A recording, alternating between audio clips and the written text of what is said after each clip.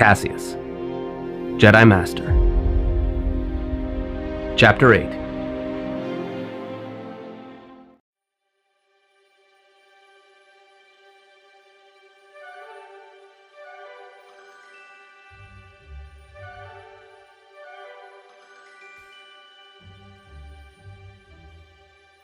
Liara sat on top of a large mossy rock overlooking the water, her legs crossed and her eyes closed, her mind and soul in a blissful peace as the sounds of the silver sea flowed through her.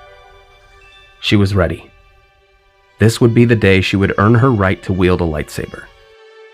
Liara! Liara! Her eyes opened as she stood up. A small rustling came from the bushes nearby as Daku ran over to her. This is it, Daku. Come on, race you. Liara ran through the trees on the island with Daku following close behind. Seeing a tall horizontal branch overhead, she leapt into the air, grabbing onto it and swinging herself forward into a rolling somersault. She was coming up to a large gap in the island rocks over a steep drop into the water. Smiling and narrowing her eyes, she picked Daku up in her arms and ran forward, leaping clean over the small gorge, before landing gracefully and setting a flustered Daku onto the grass. Caseus stood on the rocky shore, staring out at the silver sea, his hands behind his back as he took a deep breath in and stretched. Ever since he strained himself during a sparring session with Liara a few years back, staying limber enough to keep up with her had become a priority. The writing was on the wall. He was getting older. Still, he kept himself in decent health and stayed active as much as possible. And he would need that energy today. This was Liara's final test to determine whether or not she was ready for the responsibility of wielding a lightsaber. He wanted her to succeed, but he couldn't hold anything back. No shortcuts. Opening his eyes, he turned and saw Liara run forward and leap over his head and land in front of him. Ready, Master? No one likes a show-off, Liara. Remember, take this seriously. If you succeed here, you'll be ready. You've come a long way. Now it's time to put your skills to the test. I'm ready, Master. Just be sure to accept defeat with dignity. Caseus smiled and handed her training stick. Confidence. Good. Let's see how long it lasts. Caseus took a Sarisu stance while Liara held her weapon in front of her, knees bent in an Ataru stance. Begin.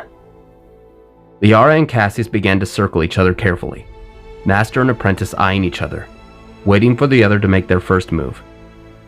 That first attack would be made by Liara, who leapt forward gracefully and struck at Caseus' arms and legs in quick succession. Caseus easily blocked her attacks and countered with a parry, hitting her blade aside and swinging for her waist. Liara anticipated this attack, however, and leapt over Caseus, kicking the back of his leg and forcing him to roll out of the way of a swing to his shoulder. Standing back up, Caseus took a Makashi stance, as Liara smirked and changed her style to Form 3. Caseus was impressed. She had been paying attention when he had discussed how to best counter each form. Caseus swiftly struck at Liara's weapon hand as she defended against every strike. Just as they had become accustomed to by this point, both combatants were being fueled by the energy of the battle.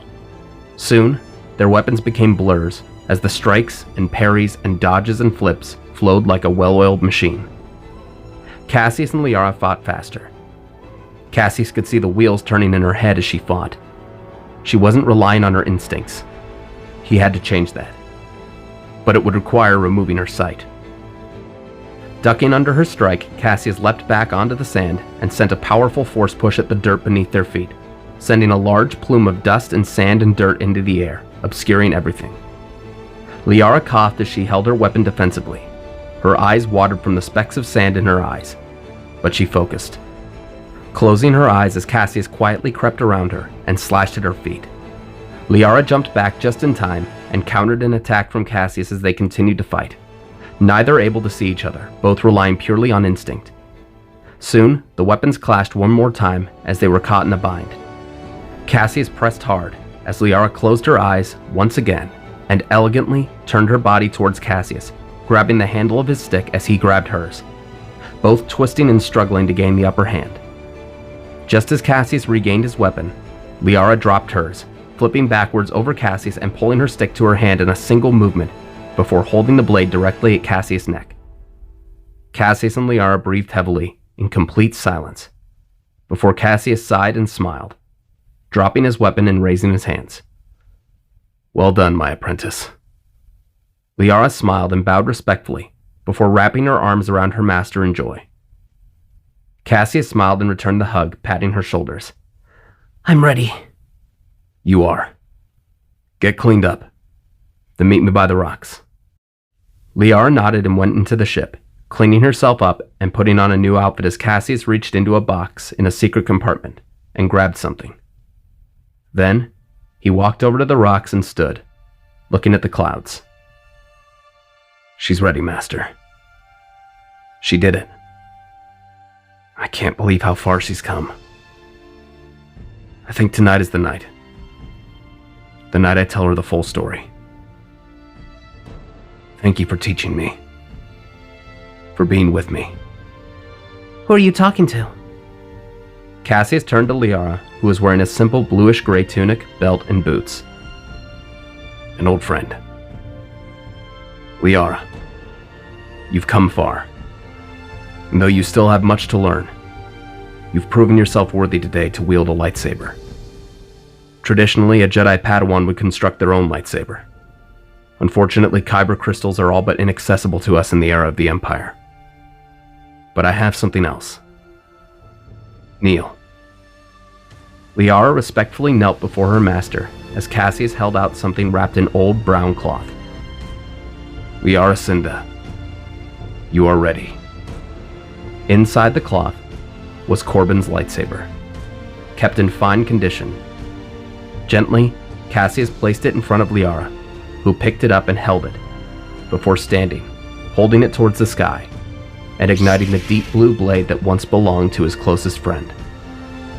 Liara gazed in awe at it, and carefully waved it in different directions before stepping back and swinging it like she had practiced with the training sticks for years. It felt perfect. Shutting it off and clipping it onto her belt, she looked at her master, who smiled with great pride. "Congratulations, Liara." Thank you, Caseus.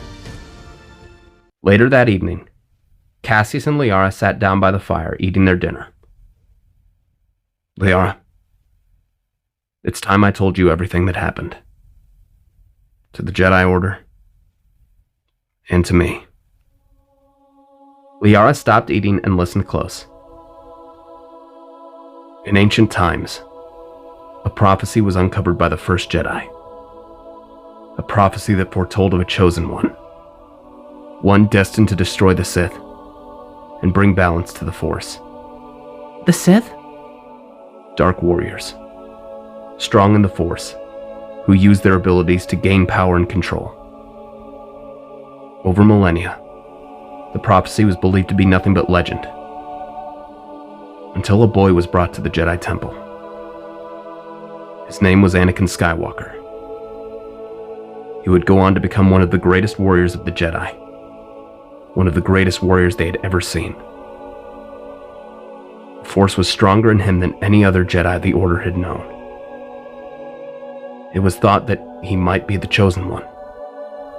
During this time, I trained under my master, alongside my friend Corbin, and Sarah, the woman I loved.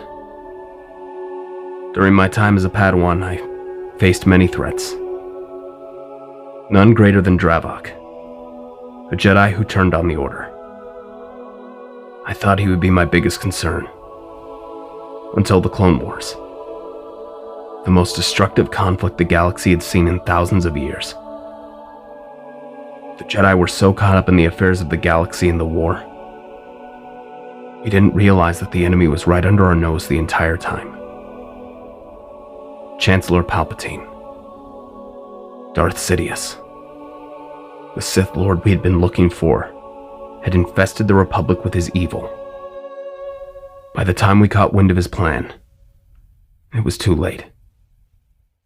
Not only had he turned our soldiers against us, he had corrupted Skywalker too.